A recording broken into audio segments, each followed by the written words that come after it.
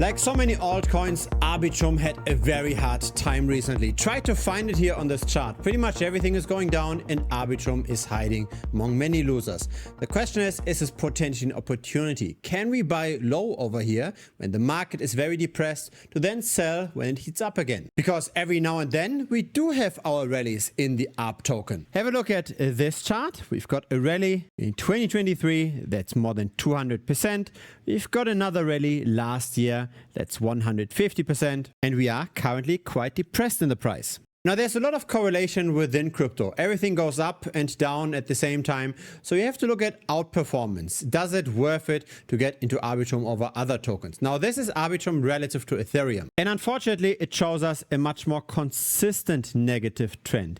As in some of those rallies might not have been because Arbitrum was trading that well, but simply the overall market going up. We are currently somewhat in the middle of the trading range with a potential upside if we get a surprise rally of 61% and a potential downside of 35%. There is a chart with even less volatility that goes down more consistently, and that's Arbitrum relative to the rest of the altcoin market. So that's this chart here. Again, we are somewhat in the middle of the trading range, but have a look at how quickly Arbitrum is doing worse compared to the rest of the altcoins. Over the span of a year, it tends to underperform by roughly 63%. Yes, we do have our rallies every now and then, but again, this is a maximum of 100%. That's this rally on the US dollar chart. So a lot of this was just the general market going up.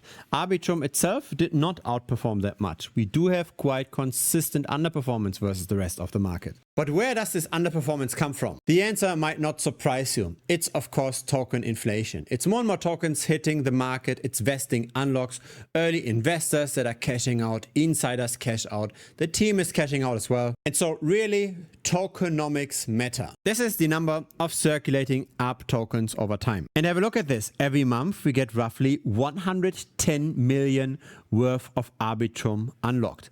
That goes again to investors, that goes to the team, it also goes to a few individuals. If we do not see 3 to 4 million US dollars of demand for Arbitrum every single day, and the price has to do worse compared to Bitcoin and Ethereum. That's the reason why the chart looks the way it does. Because the usage statistics of Arbitrum actually don't look that bad. Here is the TVL, the total value locked of the Arbitrum chain, measured in ARB tokens.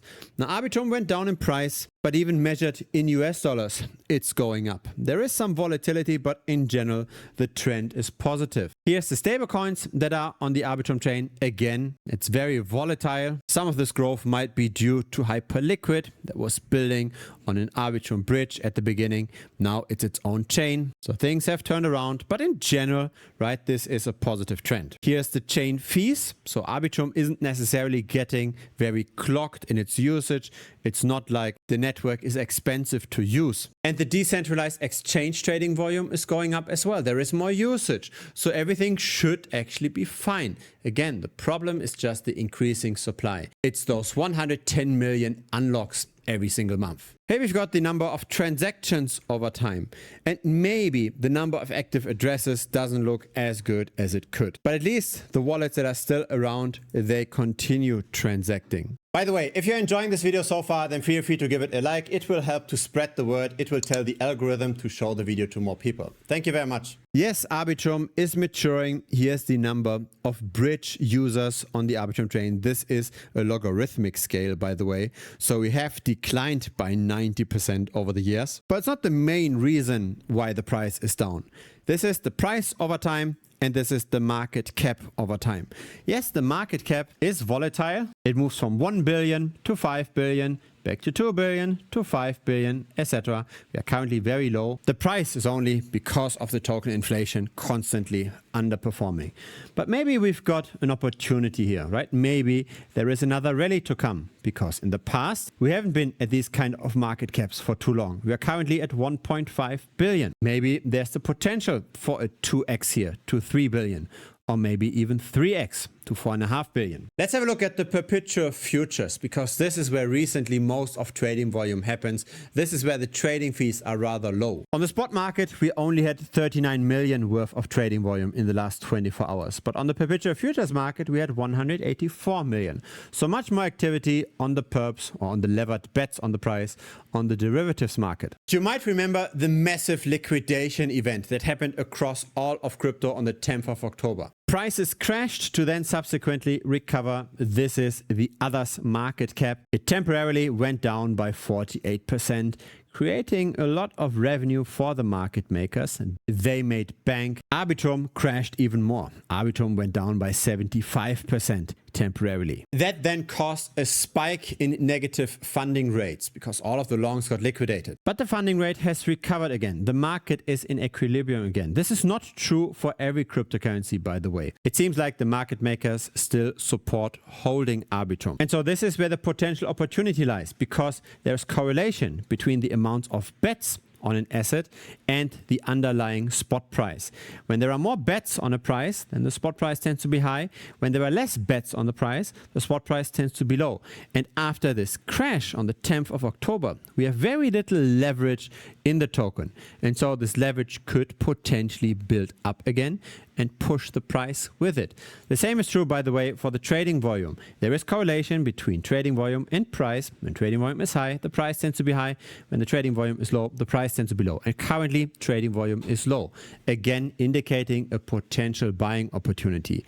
The fundamentals of the chain do look quite good. They aren't perfect, but there are definitely transactions happening still. Relatively speaking, the tokenomics are also improving, as in the percent growth was much larger at the beginning than it is now. Still, 110 million per month is a lot of additional selling pressure. Now, I am not a fan of catching a falling knife here. In the end, the trend is your friend. But if we suddenly crash within 1 or 2 days and we are at the lower end of this trading range, it might make sense to pick up the pieces, at least temporarily. Over time, the fundamentals are improving for Arbitrum. And one day, even an ugly chart like this can get a violent breakout. Just have a look at Dash, for instance, right? This was also hopeless, but then the narrative changes, then the tokenomics improve, and then we get a more than 700% rally in the span of just a few days. I'm not saying that that's the future for Arbitrum tomorrow, but at some point this selling pressure will also subside. The asset is definitely not artificially inflated right now. There's very little leverage in the ARB token. Open interest on perpetual futures is at an historic low. Now, there are different ways to interpret the current market situation. What we see over here is a long-term chart of the stablecoin market cap. This starts in 2022. We had the Terra Luna collapse over here, where then the market tended to shrink until October of 2023. So the stablecoin market cap went down by 27%. But since then, this chart is going up. Now, when the stablecoin market cap is going up, that means people are moving their funds from the fiat ecosystem, from traditional finance, into crypto. People are sending their hard-earned cash, say, to Binance.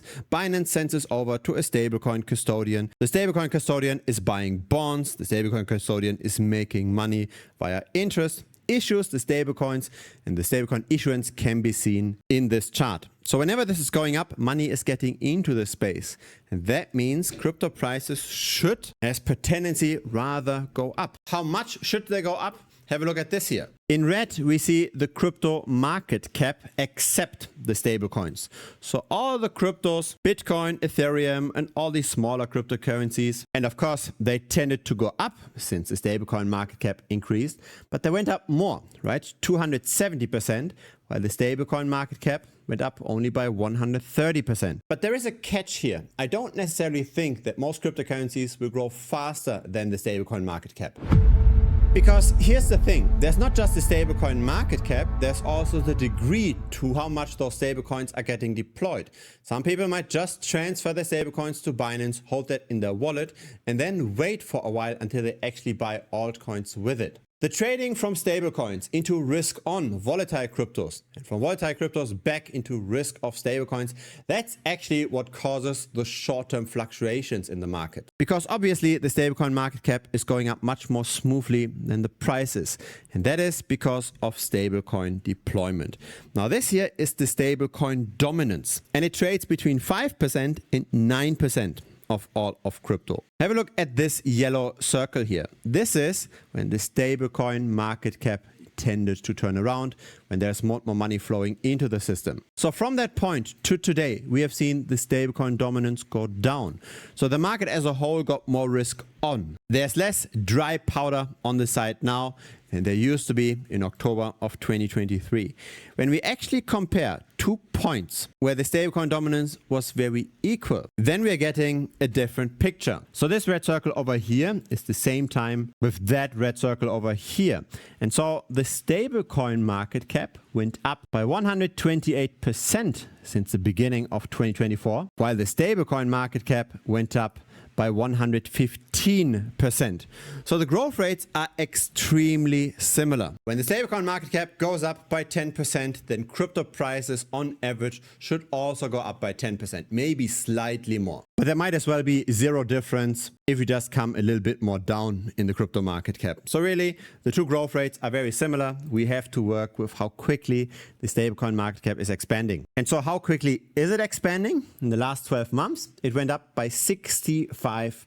In other words, if we don't see any systemic implosion, if we don't see something like the FTX collapse or the Terra Luna implosion, if the market continues to expand, then we should work with a growth rate of 64-65% per annum from here across all of crypto. That's how fast the stablecoin market cap is going up, and it's doing that expansion at a quiet, consistent rate. Now then we have to wonder, if we are in a bull market since October of 2023 and we are expanding at roughly 65% per annum, does this also mean that it warrants to get more risk on, to potentially buy more altcoins and potentially sell Bitcoin? Let's have a look at the altcoin performance since October of 2023 relative to Bitcoin. This point in time over here, this circle equates to this point in time over here. This is now total 3 ES, so the altcoin market cap minus the stablecoins relative to Bitcoin. So how did the altcoin market cap do relative to Bitcoin?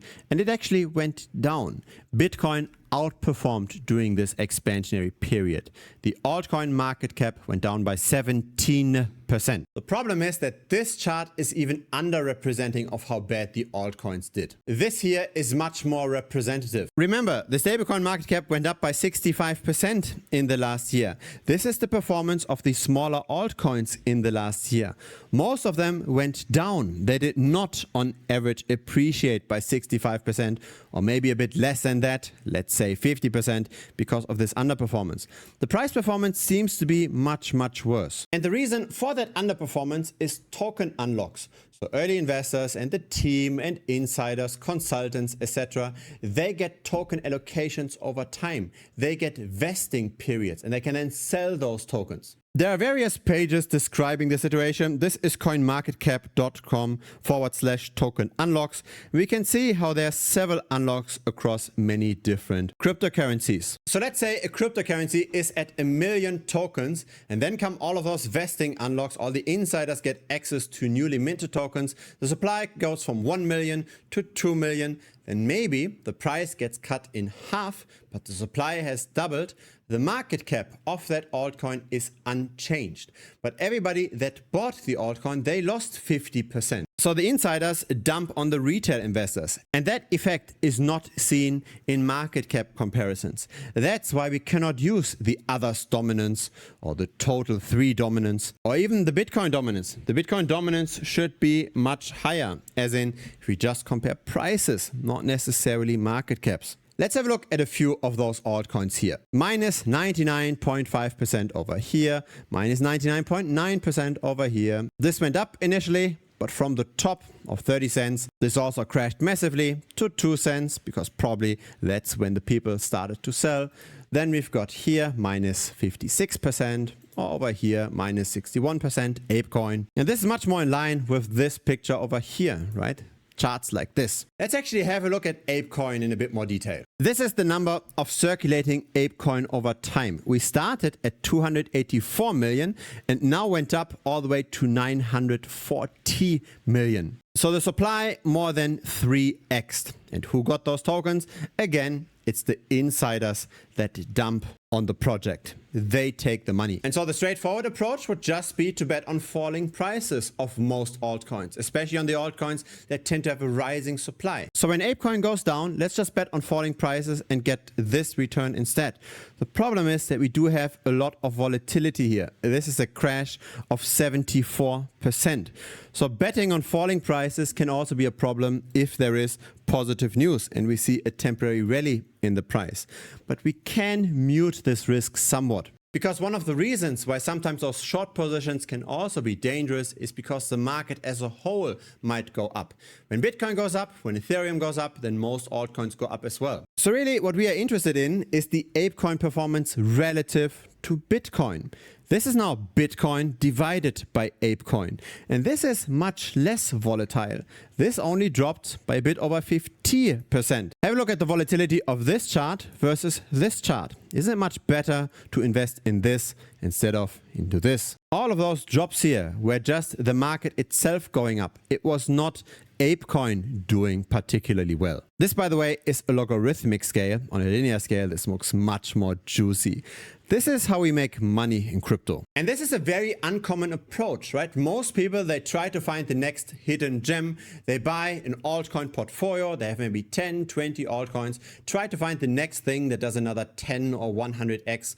But I don't think that's the best way to go about this. Do you really want to find a winner in a market that looks like this? Do you really want to scan the market and find the next wallet token that makes 53%, where at the same time Bitcoin doubled? I don't think so. I think it's much better to turn everything that's red on this chart to green and everything that's green on this chart, which isn't much, into red.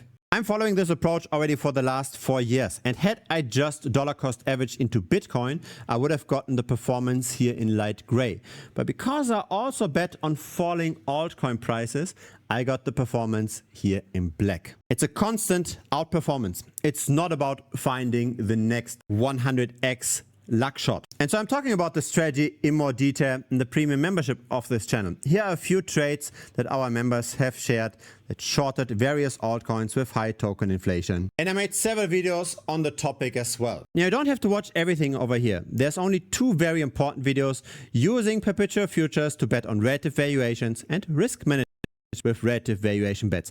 Risk management is extremely important. Here's the first video, it's 34 minutes. Here's the second video, it's 28 minutes. And the reason why I say risk management is so important is because there is a lot of volatility within the perpetual futures market as well. And if you don't know how to handle leverage properly, if you don't know how to do proper position sizing, then you will lose your funds. You will not make this kind of returns. The recent shakeout in the market actually helped us. It was one of the best weeks we've ever had. We made 10% on our copy trading capital pool. Now, once you've joined Premium and you've watched the 2 videos, I will share my favorite trade with you. It's something like ApeCoin, but better.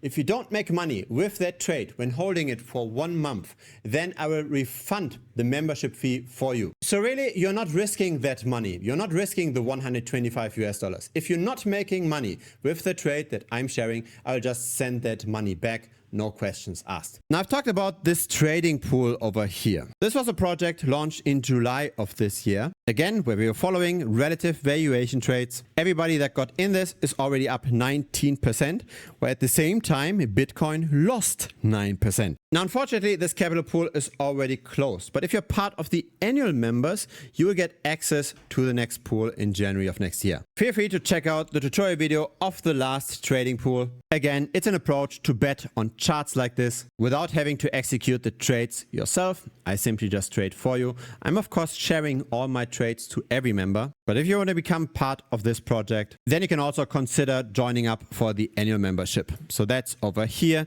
You're also saving $250 per year doing so. But you can simply start off with the monthly membership and then switch over to yearly afterwards. A link to premium pops up directly here on the screen. Just click on that. It will lead you to the website. If it's the very first time here, feel free to subscribe. I publish here regularly. A like would be very much appreciated as well. It helps the channel grow. See you next time on YouTube or see you in premium.